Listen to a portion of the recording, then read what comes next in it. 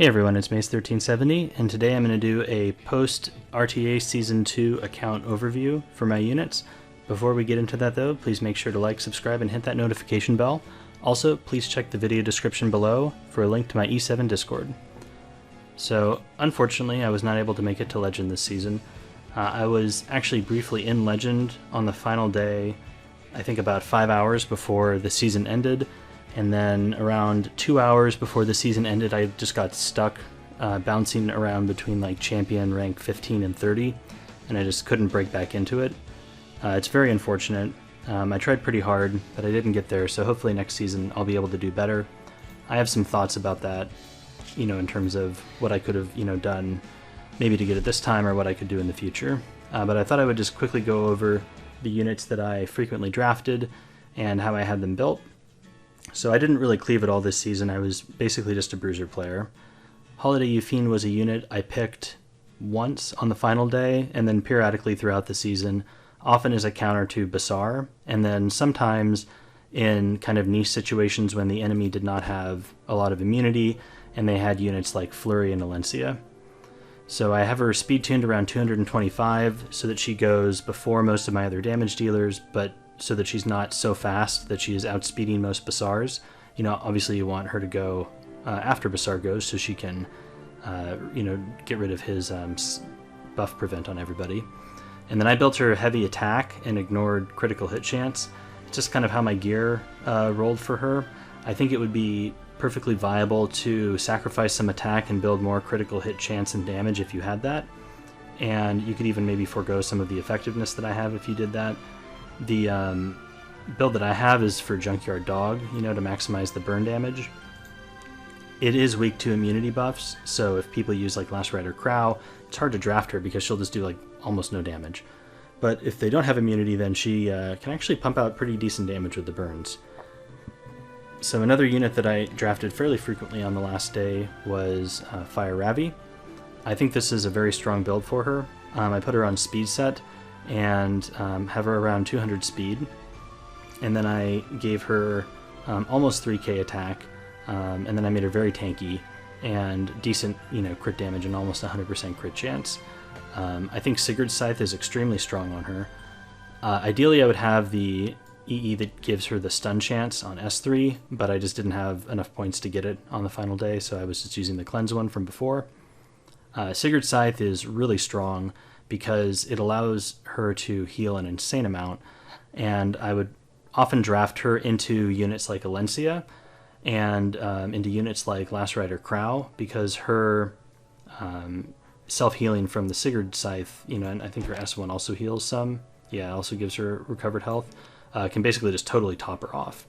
So Last Rider Krau would go, he would knock her down to like 50 or 60% health, and then she would S1 or skill 3 and just heal all the way back up. So just totally negates his damage. And same idea, against grass units like Alencia. Fire Ravi is just a total beast against them.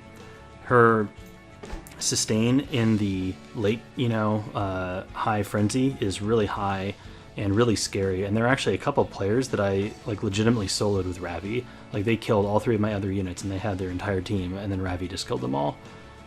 So in the right setting, she is extremely good. The problem is that it's a little difficult to draft her, even into Last Rider Krau, which is when you want to draft her. And the reason why is because Last Rider Krau is typically taken early. And if they take Last Rider Krau, it makes it really hard for you to take SSB, because it opens up your entire, strategy getting hard countered.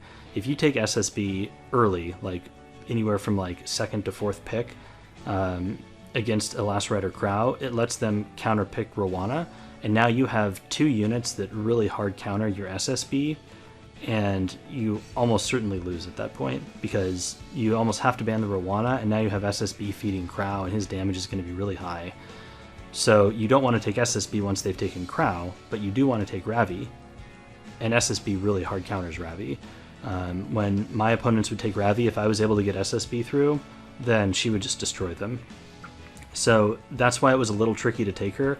If I took her, it was almost always 5th pick. So that was kind of my thoughts on her. You would always have to be aware of can they take SSB into their team right now if I take Ravi, and oftentimes they could, and so I just couldn't take her. I had to deal with Krau some other way. So here's Adventurer Ras. He is a really strong tank. Some people have him build even faster than I do. I have him at 237, just to turn cycle quickly, and he's also going to outspeed a fair number of damage dealers. Like, he obviously won't outspeed a Rylet or anything like that. He will outspeed most Arbiter Vildred, so he can get defense buff up. Some of the legend tier Arbies, though, are built around like 240 to 250 and still have good damage, so that's unfortunate when I ran into them. But for the most part, I think he was fast enough at this speed. And then I wanted him tanky too because he's one of my Aureus holders, and he has good effectiveness. So him landing defense breaks is really scary, you know, if you're soul burning his S2. So I picked Ras a fair bit. Typically when I couldn't pick Fallen Cecilia because she's my other Aureus holder, Ras was really strong.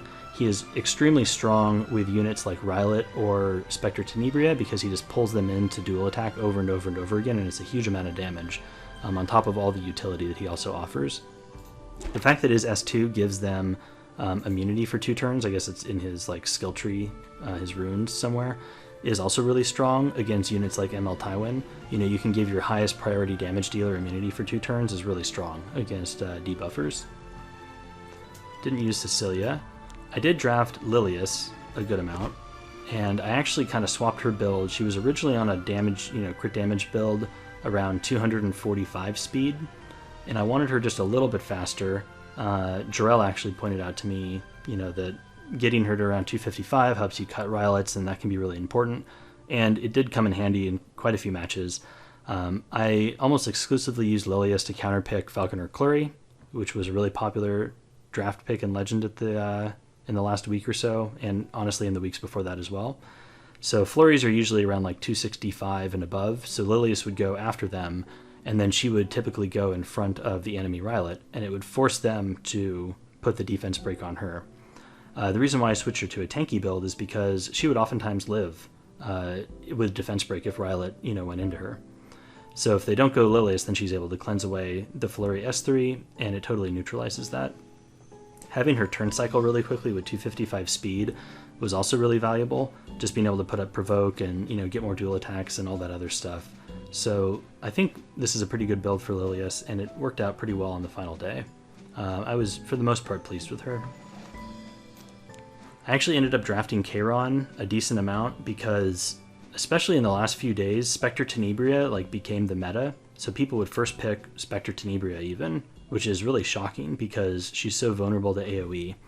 And it was really bizarre seeing the meta shift in the final days into Legend. It was really people establishing a strategy that worked well, and then people realized that Spectani could really counter that strategy, so then everyone was taking her. People get very set in their ways, and it can be hard to adapt when new stuff like that comes along, and Kayron was a way to adapt to that. This is a pretty standard Kayron build for GVG defense, where you just put him on speed set and then stack damage subs. And I actually have him with a bit of defense here just for GVG so that Fallen Cecilia can make him live a little bit longer. But I think practically speaking, for the uses I had for him, I would just want all damage, so more crit damage with at least 4k attack. Unfortunately, I didn't have the gear for it, so I had to make do with this. I would use Kayron to counterpick Specteni. I would usually take him last. Oftentimes they would pick Falconer Kluri and then have a Tenny on their team as well. And he was really strong for that because Kluris are usually not built super tanky, and so he was able to one-shot them and extend his buffs, and then soul burn his S1 and wipe out the Specter Tenebria. So that was Kayron, and he did a pretty decent job at that. So let's see, we can skip down here to Blue Krau. I drafted Blue Krau a little bit, mainly as a counter pick to last Rider Krau, because LR Krau uses his horse AoE, defense penetration. It let Blue Krau use his S3 very early, since he would take so much damage being on Aureus. I don't think my build for him is anything special or spectacular. He's kind of on leftover tank gear, but I think you want at least 23,000 attack, and I would like him faster. Excuse me. If I could get him faster, I just didn't have the gear for it. At least 1,500 defense and a little more ER would be nice. But he did his job. That was really the only situations I picked him in were against last Rider Krau. So let's see. I did use Cerise. She's missing a little bit of gear here, but she was faster, and I basically just used her to counterpick cleavers, and contest speed. So I had her built on all of my speed gear, and I basically picked her when they picked Flitica, or Alots or something like that. And she was fast enough that she, was pretty much a must ban. Didn't use Furious. Did use Seaside Bellona. I switched her build up a bit because I noticed she wasn't doing very much damage, even against like the Spectenes when they would bring her in. SSB just wasn't killing them. So I switched her over a bit, and I think this build was very solid. She did a lot of damage here. She really hit hard, and she was still tanky enough that she didn't get one shot. The build I had her on before was like almost 1600 defense, and I think about the same amount of health, but way less crit damage. I think it was only like 220 crit damage, and a little bit less attack.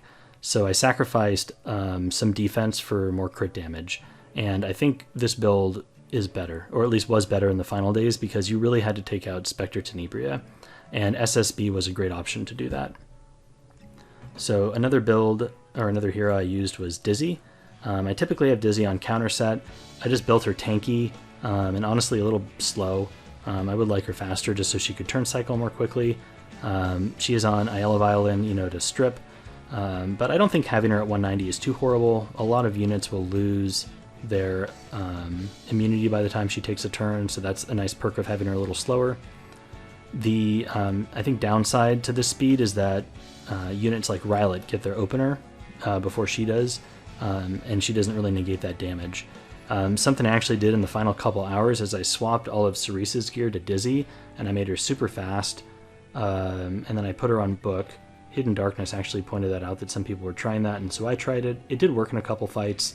I think it took a couple people by surprise, but for the most part, it wasn't super effective. She was kind of squishy at that speed, so she died pretty quick, even though she did prevent Rylot's opener. So I think I prefer her slower on counter. But for the specific purpose of countering Rylot, it actually worked okay. The idea there is that you can put her on Book. She takes the first turn, she soul burns her S3 to put the debuffs on Rylot, and then she pushes everyone back and kind of negates their opener. I did use Angelic Montmorency a couple times against debuff teams. I didn't have her on Rod, I actually had her on Tome. You don't have a lot of opportunity to draft her in the current meta because people aren't picking debuffers very often, but they occasionally do. I would like her to have more ER, but this is the main stat you want to look for. I think about 250 is where you want to be.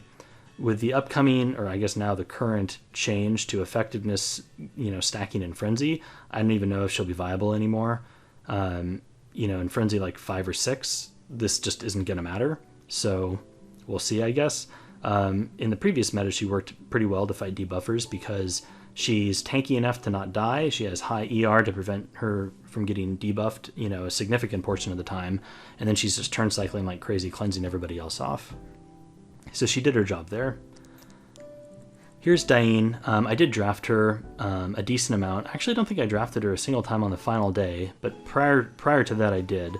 And I would usually pair her with Adventurer Ras. I think they were a strong pair together because she is a soul generation machine. She generates a ton of souls, and Ras only needs 10 souls to soul burn his S2.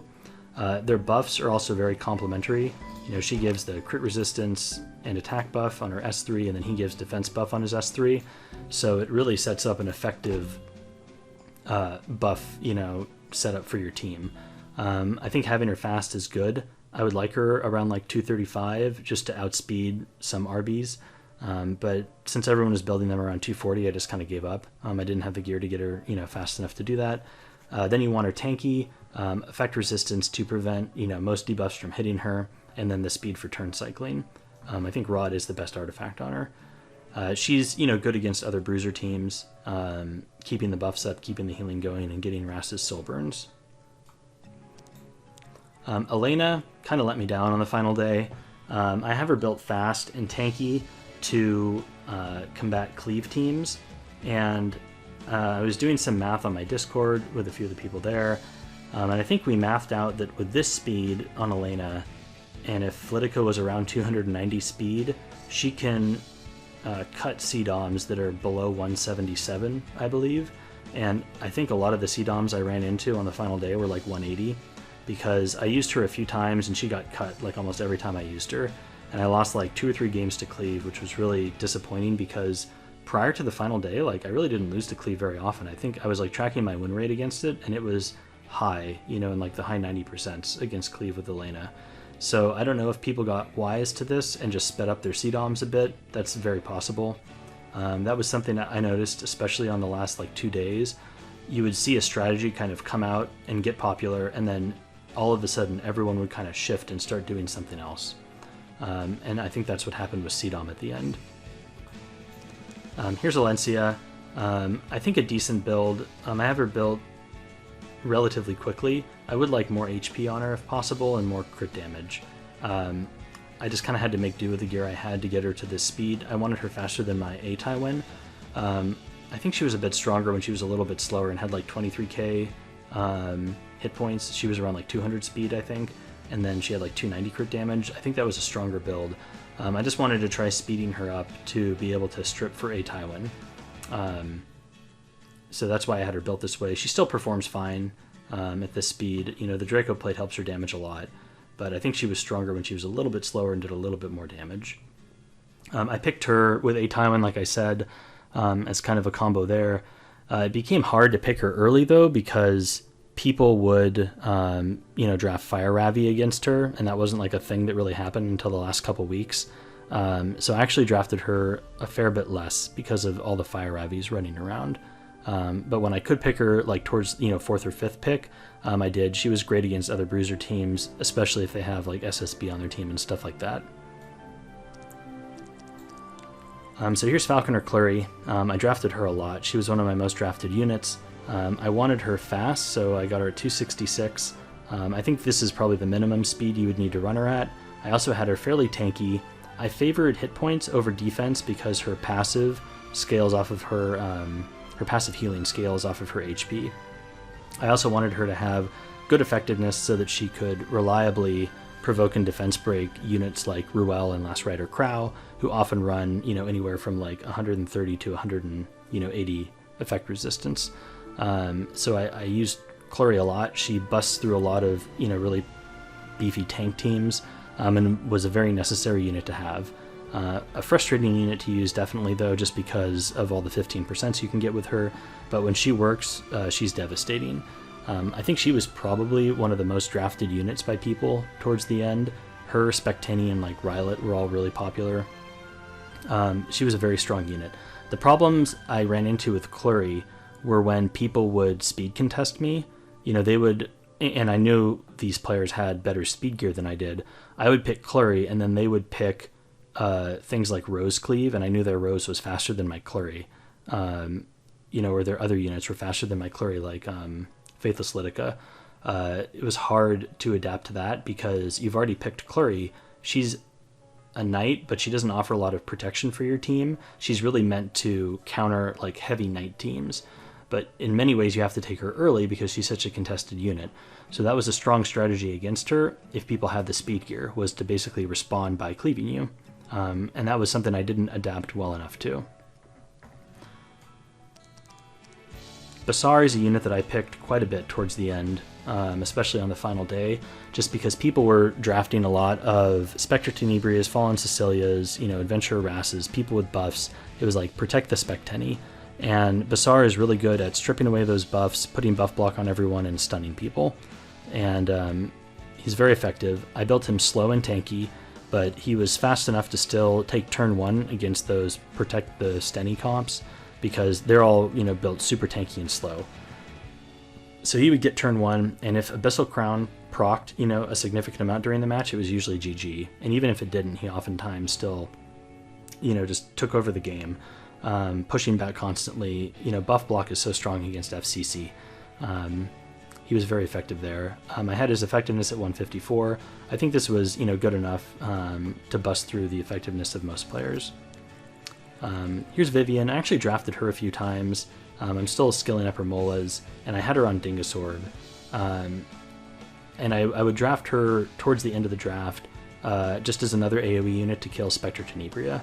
I had her at 240 speed, probably the minimum you would need to have her at without immunity.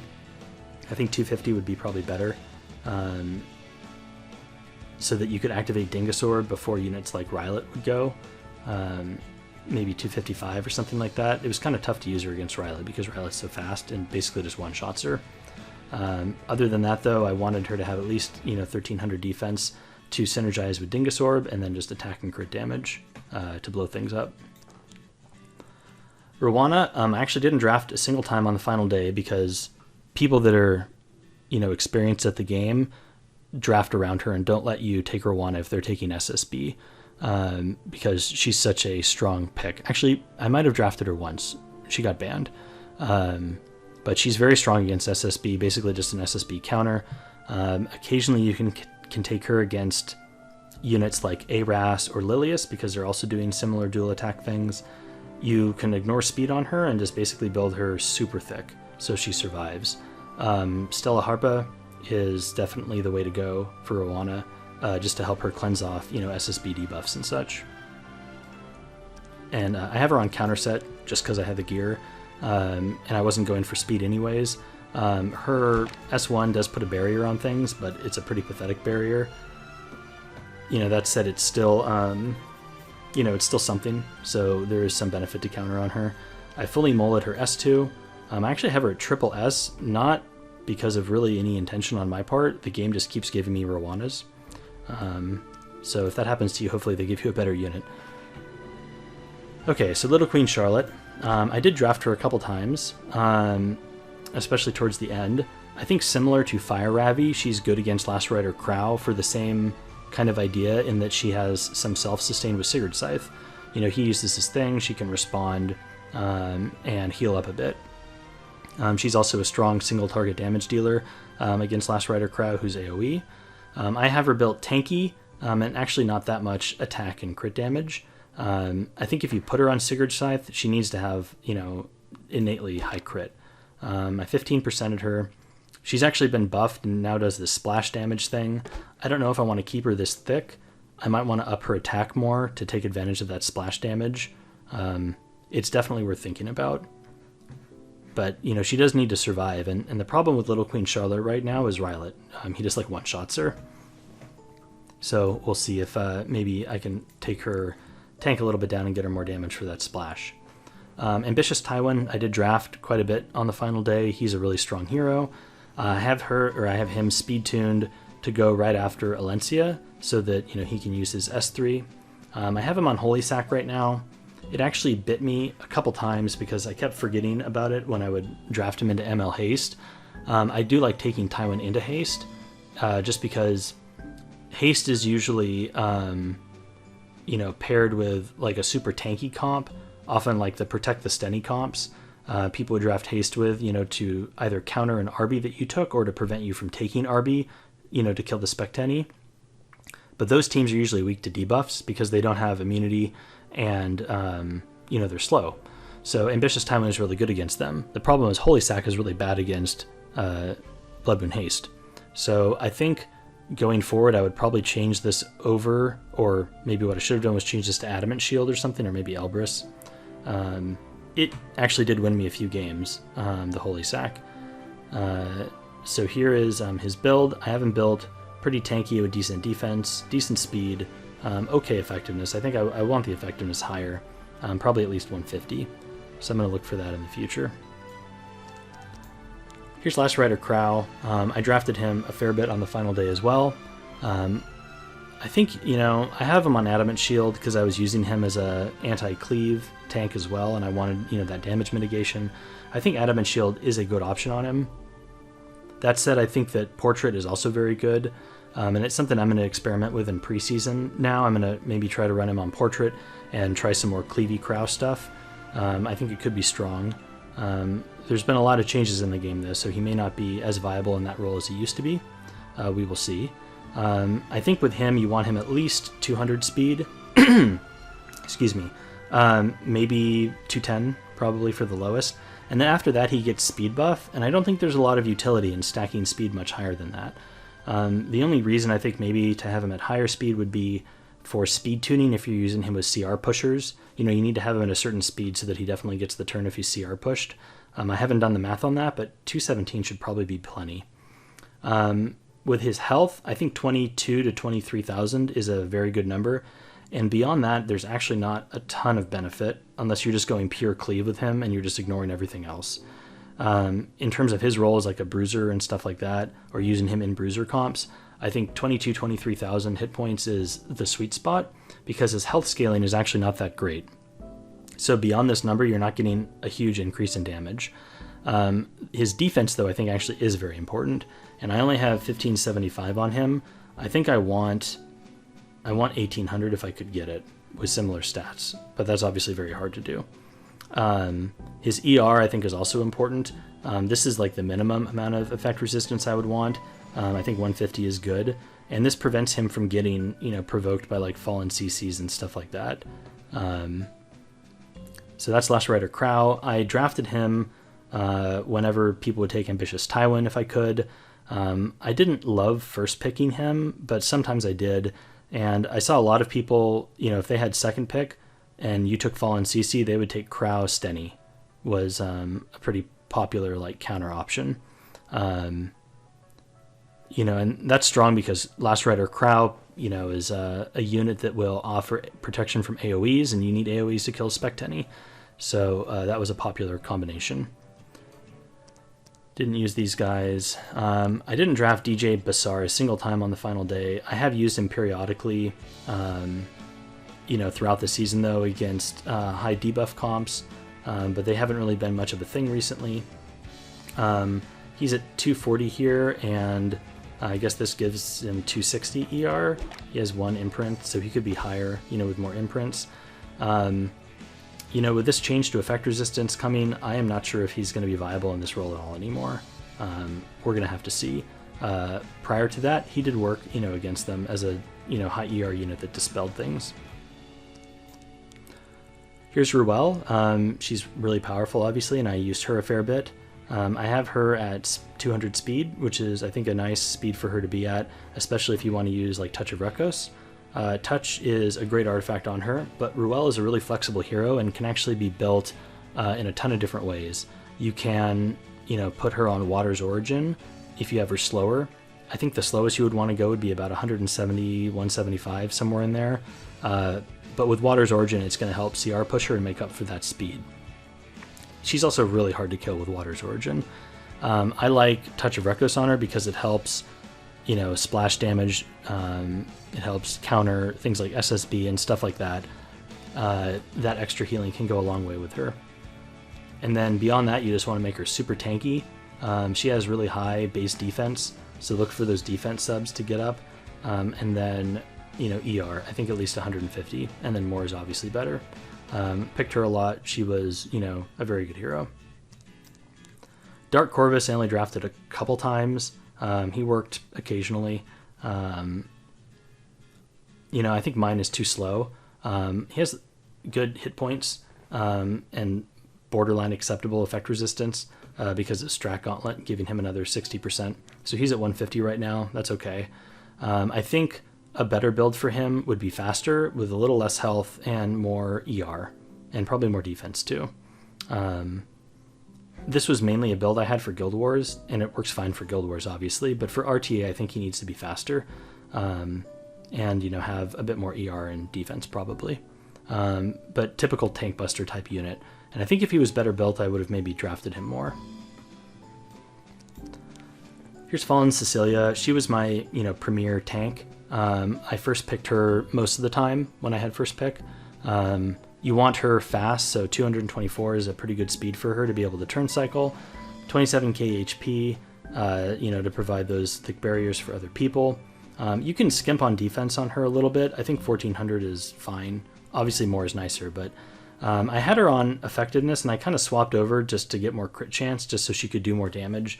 It was a little helpful sometimes, because if you could crit on her S3, it did enough chip damage to units like Specter Tenebria to kind of get them dead from the follow-up AoE attack you had. So that's why I swapped her over to more crit chance. But she's obviously a supremely powerful tank, probably the best in the game. I run her on Aureus. You could put her on Adamant Shield. It doesn't really matter. You just kind of want to have, you know, those spread out among your tanks. Here's Arbiter Vildred. I actually didn't draft him at all on the final day. Prior to that, I did draft him occasionally, you know, against the right teams. But like I said, I was more of a bruiser player, not a cleaver. I think part of the reason that turned me off to drafting him is my basket's only plus 21. I just can't get any more. The game won't give them to me. I'm hoping it'll come in the shop and I can get them that way at some point in the near future. But I think this is a pretty decent build for him. He's reasonably fast, so he's going to outspeed some healers. People are building their healers so fast now these days, you never know though. He has good damage stats, so he'll hurt if he gets a greater attack buff. Here's Assassin Coli. I did draft her a couple times, honestly mostly as a bluff pick because she's only 252 speed. But against the right teams, you can wreck with Assassin Coli, even with kind of mediocre stats like this. She, I think, would ideally be built probably around 270, so that you would outspeed a lot of flurries, maybe 275, with similar damage stats, and I think that would be like super strong. I think I only drafted her like once on the final day and maybe like one or two more times in the week leading up to the final day of the end of the season, and each time she won or was banned. I think there was one match where she effectively just soloed the entire thing and got a couple RNL procs, and it was like super strong. Kind of in a similar role to Specter Tenebria. Spec Tenny was actually being pre-banned quite a bit, so that can kind of give you a little insight into how powerful, you know, these stealth single target damage dealers were to take out, you know, these tank teams. So she was a niche pick, but a good one, you know, when I needed her. Here's Remnant Violet. I have him built speedy with high damage. I think this is a very strong build for him. The problem is that people kind of adapted to this.